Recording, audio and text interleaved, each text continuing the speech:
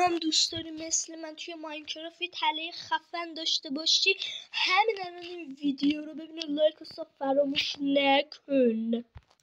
میای یه جای متروکه و یه دونه از این چستا میذاری، بعدش هم تا جایی که میتونی لوتای خفن توش پر میکنی و زمانی که یه پلیر داشت دنبالت میکرد، اونم با قیافه مسی، کافیه فقط این چستو بذارین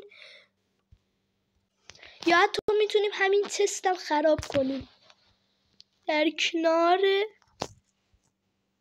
و زمانی که اون پلیر دنبالتون کرد چستو میذارین داخلشو باز میکنین و همه لوتای خفنتون رو برمیدارین و اینجاست که اون نام مسی رو به زبون میآورد.